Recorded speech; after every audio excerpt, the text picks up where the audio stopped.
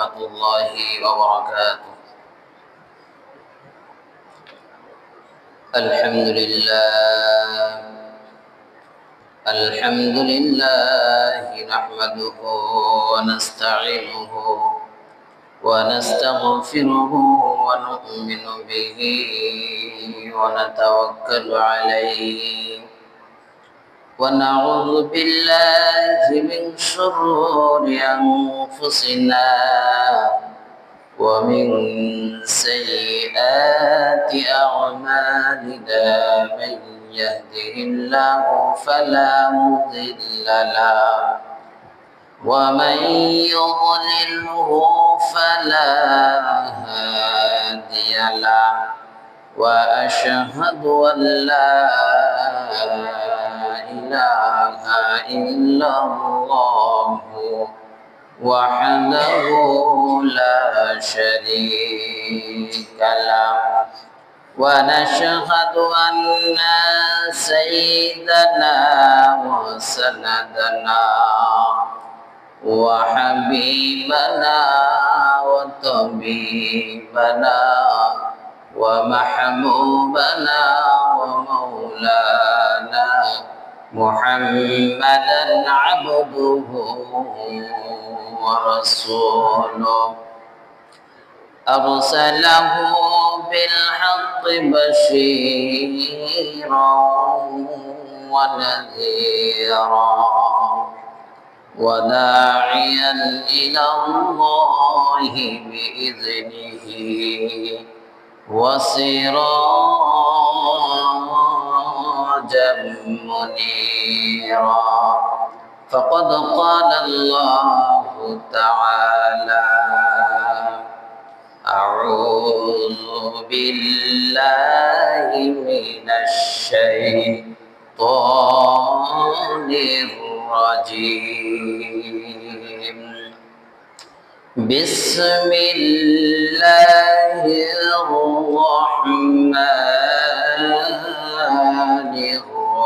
الرحيم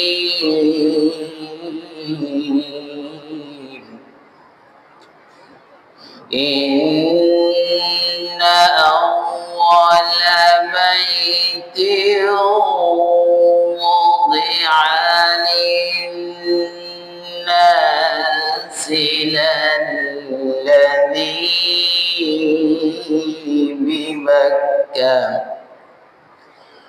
للذي ببكة مباركا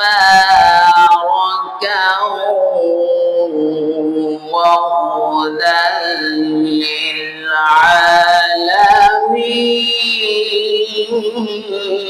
للعالمين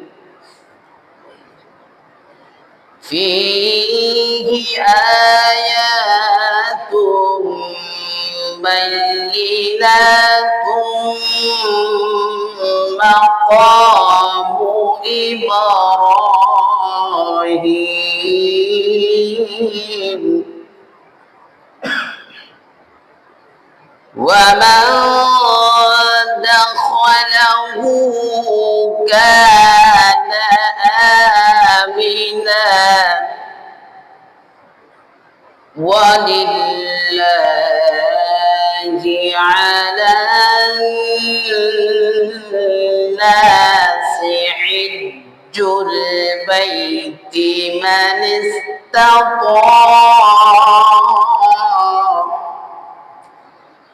من استطاع إليه سبيلا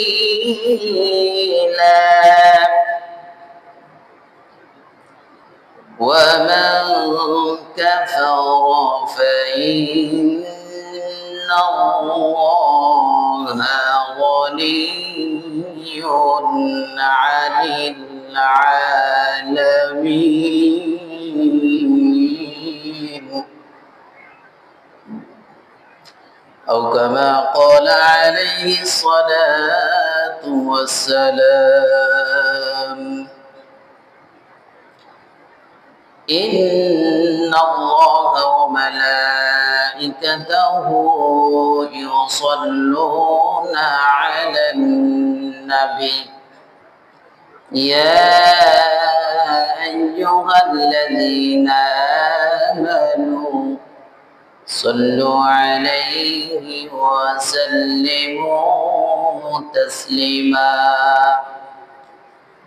সকলে আমার সঙ্গে দুরূদ ইব্রাহিম পাঠ করেন আল্লাহুম্মা সাল্লি আলা মুহাম্মাদিন ওয়া আলা আলি মুহাম্মাদ কামা সাল্লাইতা আলা ইব্রাহিম ওয়া আলা আলি ইব্রাহিম ইন্নাকা হামিদুম মাজিদ اللهم بارك على محمد وعلى آل محمد كما باركت على إبراهيم وعلى آل إبراهيم إنك حميد مجيد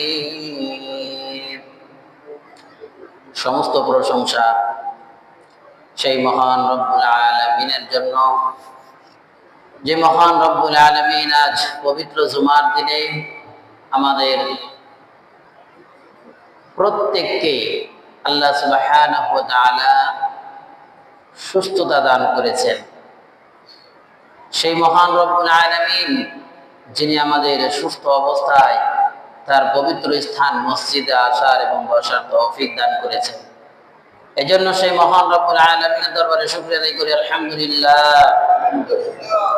এরপরে সে বিশ্ব মানব বিশ্ব নবীর প্রতি আমরা অন্তরের অন্তরস্থল থেকে অগণিত দরুদ ও সালাম বর্ষিত করি। সকলে পড়ুন সাল্লাল্লাহু আলাইহি ওয়াসাল্লাম। সম্মানিত উপস্থিতি, গত জুমার যে আলোচনা, সে আলোচনার আলোকে আলোচনা হবে ইনশাল্লাহ। আমি যে কোরআনুল কারীম থেকে আয়াত তেলাওয়াত করেছি সূরা আল ইমরান। সূরা আল ইমরানের 95 থেকে 97 পর্যন্ত আয়াত তেলাওয়াত করা হয়েছে। আল্লাহ সুবহানাহু ওয়া তাআলা আমাদের যে শিক্ষা দিয়েছেন, এই আয়াত থেকে আমরা পরিপূর্ণ শিক্ষা নিয়ে আমরা ইনশাআল্লাহ আলোচনা শেষ করব। তো আল্লাহ সুবহানাহু ওয়া তাআলা যে আমাদেরকে মহান একটি ঘর দিয়েছেন এবং সে ঘরে পৌঁছানোর মতো সমর্থ ক্ষমতা আল্লাহ তাআলা তার বান্দাকে দিয়ে থাকেন। কথা বলেন ঠিক না বেঠিক? তো আল্লাহ সুবহানাহু ওয়া তাআলা যে আমাদেরকে হজের বিষয়ে কথা বলেছেন, হজের বিষয়ে আলোচনা গত জুমায় করেছি। আজকেও ইনশাআল্লাহ যে হজ যে 3 প্রকারের করা যায় এটা নিয়ে আলোচনা চলতেছিল। তো হজ 3 প্রকারের, যেটা বলেছিলাম 1 নম্বর বলেছিলাম ইফরাদ, 2 নম্বর বলেছিলাম তামাত্তু, 3 নম্বরে বলেছিলাম কিরান। কি বলেছিলাম? কিরান।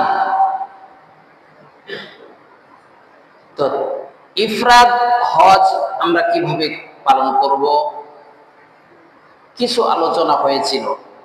আজকে ইনশাআল্লাহ বিস্তারিতভাবে হয়ে যাবে। আল্লাহ পাক রব্বুল আলামিন আমাদেরকে ইফরাদ হজ সম্পর্কে নবীজি মুহাম্মদুর রাসূলুল্লাহ সাল্লাল্লাহু আলাইহি ওয়াসাল্লাম শিক্ষা দিয়েছেন। নবীজি বলেন, যারা ইফরাদ হজ পালন করবে তাদের জন্য পদ্ধতি হইল হজের মাসে হজের নিয়তে। কার মাসে? হজের মাসে হজের নিয়তে যে ইহরাম বাঁধবে, ইহরাম বেঁধে হজ সম্পন্ন করবে। এখানে উমরার কথা কিন্তু আসেনি, শুধু কি বলছে হজের মাসে হজ পালনের উদ্দেশ্যে ইহরাম বাঁধবে, হজ সম্পন্ন করবে। এই হজ যিনি করবেন এটাকেই বলা হয় ইফরাদ, আর এই হাজিকে বলা হয় মুফরিদ। কি বলা হয়? মুফরিদ বলা হয়। এরপরে নবীজি মুহাম্মদুর রাসূলুল্লাহ সাল্লাল্লাহু আলাইহি সাল্লাম আমাদেরকে হজে তামাত্তু শিক্ষা দিয়েছেন। নবীজি বলেন হজের মাসে প্রথমে উমরার নিয়তে, কি নিয়তে?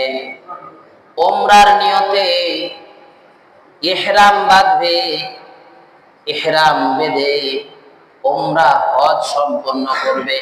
কি করবে? উমরা হজ সম্পন্ন করবে। উমরা হজ সম্পন্ন করার পরে, উমরা হজ সম্পন্ন করার পরে 8 জিলহজ পর্যন্ত অপেক্ষা করবে। এরকম যারা উমরা পালন করবে একেই বলা হয় হজে তামাত্তু, হজে তামাত্তু। আর এই রকম ভাবে যে উমরা পালন করবে এই উমরা পালনকারীকে বলা হয় মুতামাত্তি। কি বলা হয়? মুতামাত্তি। তাহলে এক নম্বর যেটা ইফরাদ, এই ইফরাদ হজের বিষয় আছে, উমরা নাই। উমরা ছাড়া সরাসরি হজ করবে, সরাসরি হজ পালন করবে। আর তামাত্তুতে প্রথমে উমরা করবে, উমরা করে 8 জিলহজের অপেক্ষা করবে। এরপরে নাম্বার 3 হজে কিরান। হজে কিরান উত্তম হজ নবীজি মুহাম্মদুর রাসূলুল্লাহ পড়েন সাল্লাল্লাহু আলাইহি ওয়াসাল্লাম। প্রথমেই তিনি হজে কিরানকে উত্তম তিনি বলেছেন। নবীজির শেষ হজ যেটা ছিল এই হজ ছিল হজে কিরান। কি? হজে কিরান ছিল। এর পদ্ধতিটা কেমন? নবীজি মুহাম্মদুর রাসূলুল্লাহ সাল্লাল্লাহু আলাইহি সাল্লাম বলেন হজের মাসে ইহরাম বেঁধে, হজের মাসে ইহরাম বেঁধে উমরা করবে এবং ওই ইহরামের কাপড় পরে আবার হজ আদায় করবে। কি করবে? একই ইহরামে উমরাও করবে আর হজও পালন করবে। এটাকেই বলা হয় হজে কিরান। নবীজি এটা শেষ যেটা হজ করেছিলেন সে হজ নবীজি হজে কিরান করেছিলেন। এটা একটু কষ্টকর, কয়েকদিন ইহরামের কাপড়টা বেঁধে রাখতে হয়, এটা একটা কষ্টকর।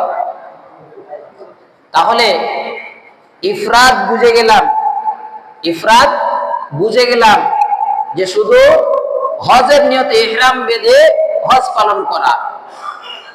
আর হজের তামাত্তু যেটা বললাম এটা ইহরাম বেঁধে উমরা করে 8 জিলহজের অপেক্ষা করা।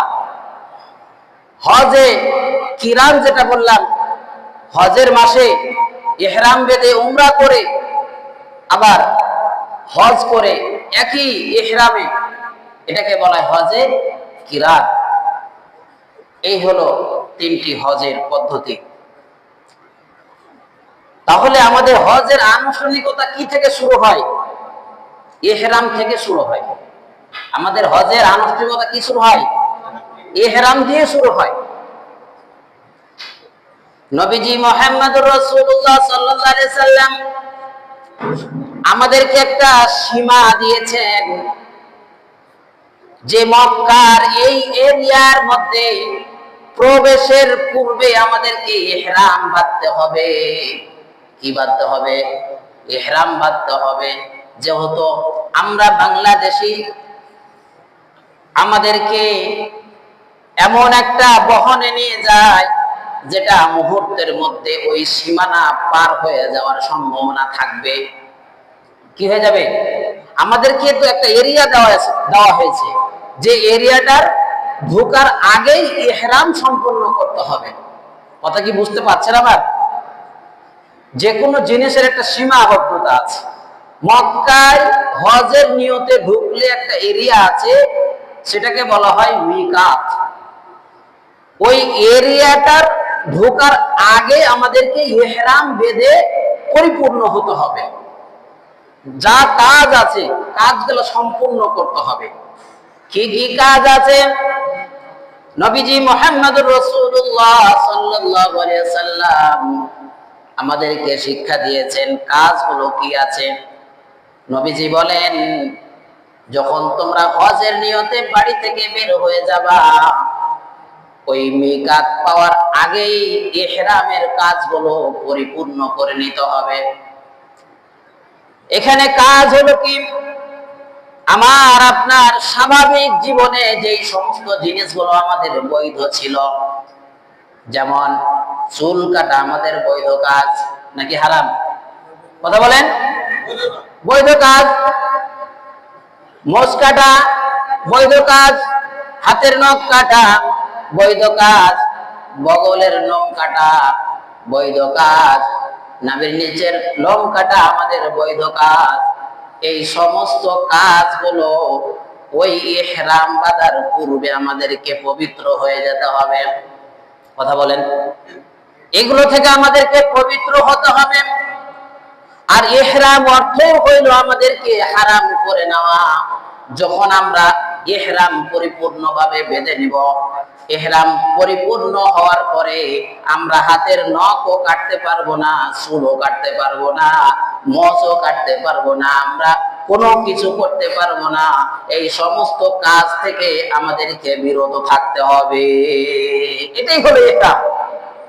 এই কাজগুলোকে হারাম করে নেওয়া, আমরা যেন আর না কাটি না ছিঁড়ি। এগুলো যখন নবীজি আমাদেরকে শিক্ষা দিয়ে দিলেন, দেওয়ার পরে যেমন আমাদের বাংলাদেশে এয়ারপোর্টে ইহরাম বাঁধানোর পদ্ধতি রয়েছে, এখান থেকে বেঁধে প্লেনে উঠে যায়।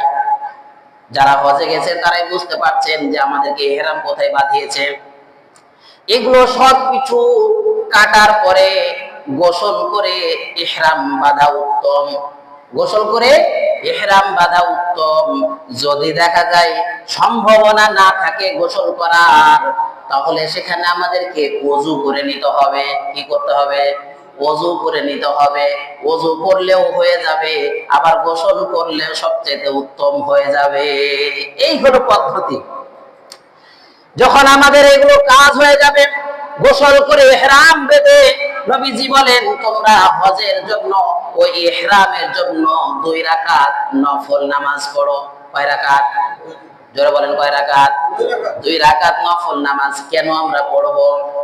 ওই 2 রাকাত নফল নামাজ হলো ওই নামাজ, ওই যে হজের নিয়ত করেছি, ওই হজের কাজগুলো, হজের আহকামগুলো, হজের হুকুমগুলো যেন আমরা সঠিকভাবে পালন করতে পারি, ওই পালন করার জন্য আল্লাহর কাছে আমাদেরকে ফরিয়াদ করতে বলা হয়েছে। সুবহানাল্লাহ বলেন। এই হলো নবীজি আমাদেরকে শিক্ষা দিলেন। 2 রাকাত নামাজ পড়ে আমাদেরকে আল্লাহর কাছে ফরিয়াদ করা শিক্ষা দিলেন কে? জোরে বলেন, কে? নবীজি মুহাম্মদুর রাসূলুল্লাহ বললেন যে তোমরা নামাজ পড়ে 2 রাকাত নামাজ পড়ে আল্লাহর কাছে ফরিয়াদ করো। রব্বুল আলামিন একমাত্র তোমাকে রাজি খুশি করার জন্য, তোমাকে সন্তুষ্ট করার জন্য আল্লাহ তোমার ঘর তওয়াফের জন্য বের হয়েছি, তোমার ঘরে জিয়ারত করার জন্য বের হয়েছি। আল্লাহ তুমি আমাকে সুস্থ রাখিও। আল্লাহ তোমার যে হুকুমগুলো আছে আমি যেন সঠিকভাবে পালন করতে পারি। আল্লাহ তুমি আমাকে সুস্থ রাখিও। এরকম ভাবে আল্লাহ তাআলা হুকুমগুলো যেন আমরা পালন করতে পারি, নবীজি আমাদেরকে এইভাবে শিক্ষা দিলেন।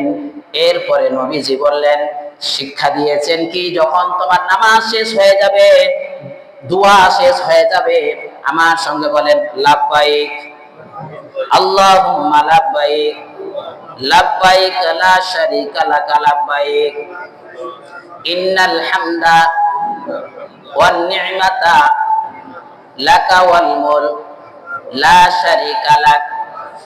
এই দোয়া যখন আমরা 3 বার পড়ার জন্য নবীজি শিক্ষা দিয়েছেন, কয়বার? 3 বার যখন সে পড়ে নেবে, পড়ার পরে তার ইহরাম বাঁধার নিয়ম পদ্ধতি সম্পূর্ণ হয়ে গেল। কি হয়ে গেল? পরিপূর্ণ হয়ে গেল। এখান থেকেই ইহরামের কাজ শেষ, বাঁধা হয়ে গেছে। এখন আপনি প্লেনে উঠবেন। যখন আপনি মক্কায় পৌঁছাইবেন, মক্কায় পৌঁছানোর পরে আমাদের যেগুলো কাজ আছে, হালকা ব্যক্তিগত বা আমাদের জিনিসপাতি রাখা যে কোনো কাজ যেগুলো আছে, ওই কাজগুলো সেরে নিয়ে প্রথমে আমাদেরকে মক্কা ঘরে গিয়ে তওয়াফ করতে হবে। কি করতে হবে? যারা বলেন কি করতে হবে? তওয়াফ করতে হবে।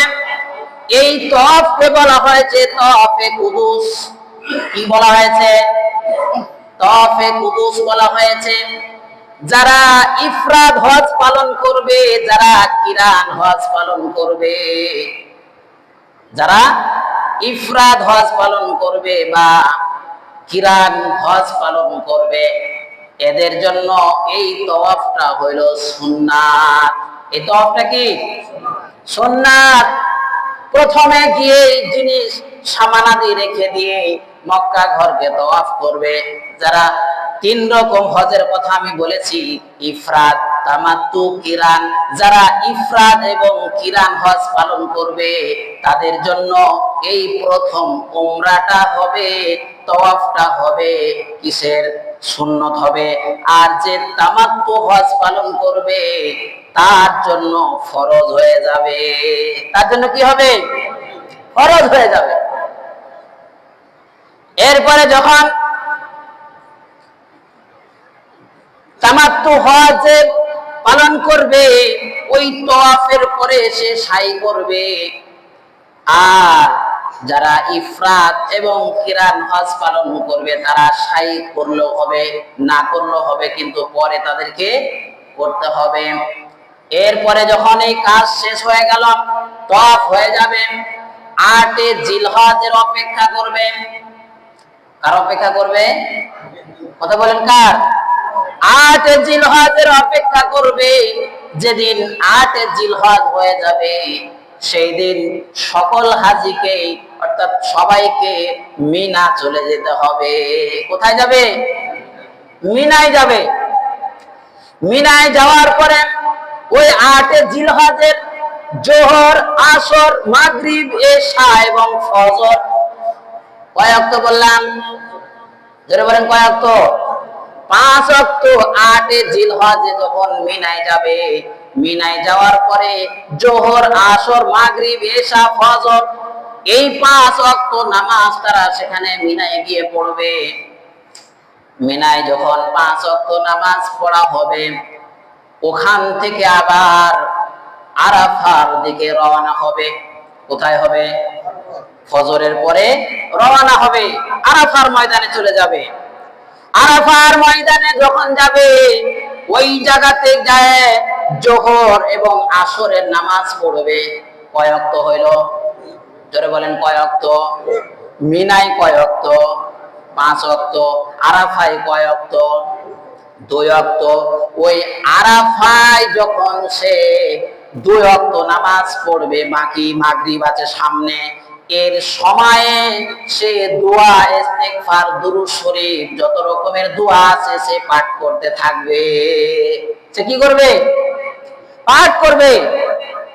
ওই দোয়া যখন হয়ে যাবে, সময় যখন হবে, ওই মাগরিবের নামাজ না পড়ে সে মুজদালিফায় রওনা হবে। কোথায়? কথা বলেন কোথায়? মুজদালিফায় চলে যাবে। মুজদালিফায় গিয়ে যখন এশারের ওয়াক্ত হবে, ওই এশারের ওয়াক্তে মাগরিব এবং এশা এক আজান, এক ইকামতে 2 ওয়াক্ত নামাজ পড়তে হবে। বলেন সুবহানাল্লাহ। এই হুকুম কার? এই হুকুম হলো আল্লাহ। এখন আপনি যদি ওখানে এই আশ্চর্য ঘটনা দেখে বাংলাদেশিকে এসে বলেন যে আমরা মাগরিবে এশা এক একামতে আমরা পড়ে নিয়েছি, ওখানে আমরা এখানেও পড়বো, চলবে? চলবে? কথা বলেন। কিছু হাজি দেখবেন যেগুলো ফিতনা করে আছে, মুআল্লিম যথেষ্ট নিষেধ করে তাদেরকে এসে যে বাংলাদেশে সৌদি আরবের কোন নিয়ম কানুন যে চালু করবেন না। আপনি যা দেখেছেন এখানকার জন্য এটা প্রযোজ্য আছে, আপনি বাঙালি আপনার জন্য না, ওইখানকার জন্য সেই মাসালা ওখানে। সে মক্কা ঘরে নামাজ পড়তে গিয়ে দেখেছে নামাজের আগা দিক দিয়ে সব চলে যাচ্ছে, বাংলাদেশে এসে দেখছি ওরা ওরকম নেই, মক্কাতে দেখাইলাম নামাজের আগা দিক দিয়ে চলে যাচ্ছে, কোন সমস্যাই নাই, কিন্তু ওইখানকার জন্য নবীজি বৈধ করে দিয়েছেন, সুবহানাল্লাহ বলেন। কিন্তু ওইখানকার মাসালা আপনার সাথে চলবে না। যেমন ওইখানকার ঈদের সাথে আমাদের ঈদের তাল্লুক করছে, চলবে না এটা। ওইখানকার রমজানের রোজার সাথে আমার রোজার সাথে সম্পর্ক হবে না এটা। কারণ আমার বাংলাদেশে যে অক্তটা, যে সময়টা হবে সেটাই আমার জন্য প্রযোজ্য, আমি সৌদি আরবকে মিলাবো না সেখানে। আল্লাহ তাআলা আমাদের সবাইকে যেন সঠিক বুঝ দান করেন, বলেন আমিন। এবার যখন মুজদালিফায় মাগরিব এবং এশা দুই ওয়াক্ত নামাজ, এক আযান এবং এক ইকামতে দেওয়া হবে, আদায় করবে, করার পরে তারা ফজরের নামাজ পড়বে। কি করবে? ফজরের নামাজ পড়বে। ওই মুজদালিফায় পাথর, কঙ্কর পাথর নেবে। কি নেবে? পাথর নেবে। ওইটা হবে 9 জিলহজ। কোন জিলহজ? 9 জিলহজ। সে পাথর নেবে, পাথর নেবে 70টা। কয়টা? এতগুলো মানুষ সেখানে হজ পালন করে, যে যেখানে হাত দেয় তার হাতের মুখেই পাথর উঠে যায়, সুবহানাল্লাহ। এটা জোরে বলবেন না সুবহানাল্লাহ? আল্লাহ তাআলার কি কুদরত দেখেন, যে যেখানে হাত দিবে সেখানেই পাথর। ওই পাথর নিয়ে চলে যাবে 10 জিলহজে, আবার মুজদালিফা থেকে ফিরে মিনায় চলে আসবে। কোথায় আসবে? মিনায় আসবে। এই মিনায় বড় শয়তান আছে একটা। কি আছে?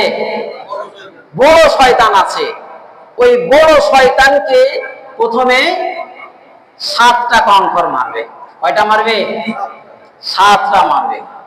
মারার পরে যার কুরবানি, যার উপরে ওয়াজিব আছে, সে কুরবানির কাজ করবে। সুবহানাল্লাহ পড়ে। কুরবানি 10 জিলহজ কুরবানি হবে। কুরবানি দেওয়ার পরে যে নাড়া হয়নি সে নাড়া হবে। ওইখান থেকে আবার মক্কায় চলে আসবে। মিনাতে কুরবানি সেরে কোথায় আসবে? মক্কায় চলে আসবে। মক্কায় আসার পরে তারা ওই যখন মিনা থেকে কুরবানি সেরে আবার মক্কায় চলে আসবে তওয়াফ করতে। এই তওয়াফ সেরে আবার ওখান থেকে 11 জিলহজ আবার মিনায় চলে আসবে। কোথায় আসবে? মিনায় চলে আসবে। মিনাতে যে কাজ আছে, ওইখানে এসে ছোট ছোট 3টা শয়তান আছে। বড় শয়তানকে আগে মারছে, তারপরে কি ছোট ছোট শয়তান 3টা আছে। ওই 3 শয়তানকে আবার কঙ্কর মারবে। মারার পরে সেদিন সেখানে থাকবে, থেকে 12 জিলহজ আবার তাকে ওই 3 শয়তানকে পাথর মেরে আবার মক্কায় চলে আসবে, এসে তওয়াফ করবে। শেষ তওয়াফ যেটা হবে, এটাই যখন হয়ে যাবে হজ সম্পূর্ণ হয়ে যাবে, হজের কাজ সম্পূর্ণ হয়ে যাবে। এবার যখন আপনি বাংলাদেশ আসবেন, ওর পূর্বেই আপনাকে একটা তওয়াফ করে নিয়ে মদিনায় চলে আসবে। কি করবে? মদিনায় চলে আসবে। এখন মদিনা আমাদের জন্য বিশেষ একটা জায়গা। মদিনা আমাদের জন্য কি বিশেষ একটা জায়গা। নবীজি মুহাম্মদুর রাসূলুল্লাহ সাল্লাল্লাহু আলাইহি সাল্লাম বলেন, এই মদিনাকে আল্লাহ পাক রব্বুল আলামিন বলেছেন আরদুল্লাহ। কি বলেছেন? জোরে বলেন। আরদুল্লাহ বলে ঘোষণা দিয়েছেন, এটা আল্লাহর ভূমি। কি বলেছেন? আল্লাহর ভূমি। কোরআনে বলেছেন আরদুল্লাহ, আল্লাহ ওই মদিনাকে বলে দিয়েছেন এটা আমার ভূমি। নবীজি বলেন, এই মদিনার ধুলা বালু যখন আমার মুখে হাতে যখন আমার শরীরে লাগে, আমি মুহাম্মদ ওই ধুলাকে শরীর থেকে মুছে দিই না। সুবহানাল্লাহ। নবীজি বলছেন, এই ধুলা আমার শরীরে লাগলো আমি মুছি না, এত তার কাছে প্রিয়। সুবহানাল্লাহ। এরপরে নবীজি মুহাম্মদুর রাসূলুল্লাহ সাল্লাল্লাহু আলাইহি ওয়াসাল্লাম আমাদেরকে কত সুন্দর শিক্ষা দিয়েছেন। নবীজি বলেন, মান সাল্লা ফি মসজিদি আরবাঈনা সালাতান লা তাফুতুহু সালাতুন কুতিবা লাহু বারাআতুম মিনান নার ওয়া বারাআতুম মিনাল আযাব ওয়া বারাআতুম মিনান নিফাক। আল্লাহু আকবার বলেন। এই মদিনা শরীফের কথা নবীজি মুহাম্মদুর রাসূলুল্লাহ সাল্লাল্লাহু আলাইহি সাল্লাম বলেন, যে ব্যক্তি আমার মসজিদে নববীতে 40 ওয়াক্ত নামাজ পড়বে। কত ওয়াক্ত? জোরে বলেন, কত ওয়াক্ত? আরবাঈনা সালাতান, যে ব্যক্তি 40 ওয়াক্ত মসজিদে নববীতে নামাজ পড়বে, ওর আগে পিছে কোনো এক ওয়াক্ত বাদ যাবে না, ওই ব্যক্তির জন্য 3টি পুরস্কার। বলেন সুবহানাল্লাহ। 1 নাম্বার পুরস্কার হলো বারাআতুম মিনান নার। আল্লাহ পাক রব্বুল আলামিন বলে দিয়েছেন, যে মদিনার মসজিদে 40 ওয়াক্ত নামাজ পড়বে, আল্লাহ পাক রব্বুল আলামিন তাকে জাহান্নাম থেকে মুক্ত করে দেবে। বলেন সুবহানাল্লাহ। এরপরে নবীজি বলেন, ওয়া বারাআতুম মিনাল আযাব, তার আযাব মুক্ত করে দেওয়া হবে। এরপরে বলেন, ওয়া বারাআতুম মিনান নিফাক, সেই যদি তার নামটা যদি কোনো মুনাফিকের খাতাতে থাকে, আল্লাহ পাক রব্বুল আলামিন এই মসজিদে নববীতে 40 ওয়াক্ত নামাজ পড়ার বিনিময়ে আল্লাহ পাক রব্বুল আলামিন তার মুনাফিকি ওই নামটা কেটে দিবে। বলেন সুবহানাল্লাহ। এত মর্যাদা, এত সুন্দর একটা জায়গা মদিনা, আমাদের কার না মনে চায় না সেখানে যেতে? বলেন তো। আমাদের সবার ইচ্ছা আছে, আল্লাহ ওইভাবে আমাদেরকে সম্পদও দিয়ে দিয়েছেন। বলেন সুবহানাল্লাহ। মান হাজ্জা ফাজা দা কবরি বাদা মাউতি কানা কামান জারানি ফি হায়াতি। আর একবার নবীজি মুহাম্মদুর রাসূলুল্লাহ সাল্লাল্লাহু আলাইহি ওয়াসাল্লাম বলতেছেন, যে ব্যক্তি হজ সম্পূর্ণ করলো এবং আমার মৃত্যুর পর আমার কবর জিয়ারত করলো, সে যেন জীবদ্দশায় আমার জিয়ারত করলো। বলেন সুবহানাল্লাহ। যে হজ সম্পূর্ণ করার পরে নবীজির কবর জিয়ারত করলো, বলছেন যে সে আমাকে জীবদ্দশায় দেখলে যেরকম আমার এই কবরটার জিয়ারত করলো তেরকম। সুবহানাল্লাহ। এরপরে নবীজি বলছেন, মান যারা কবরি ওয়াজাবাত লাহু শাফাআতি, যে ব্যক্তি আমার কবর জিয়ারত করলো, আমার উপর তার জন্য সুপারিশ করা ওয়াজিব হয়ে গেল। সুবহানাল্লাহ। এত সুন্দর ফজিলত মদিনার, আর আমরা অর্থ নিয়ে বসে আছি, কখনো চলে যাচ্ছে, কখনো হারায় যাচ্ছে, কখনো গরিব হয়ে যাচ্ছি, কিন্তু আমরা সেই মন মস্তিষ্কটাকে একত্র করে আমরা হজ করতে পারতেছি না। সম্মানিত ভাইরা, এরকম অনেক রকমের ফজিলত আছে। আল্লাহ সুবহানাহু ওয়া তাআলা আমাদেরকে সবাইকে যেন ওই মক্কা মদিনার তওয়াফ করা এবং জিয়ারত করা তৌফিক দান করেন। বলেন আমিন। যারা আমরা শূন্য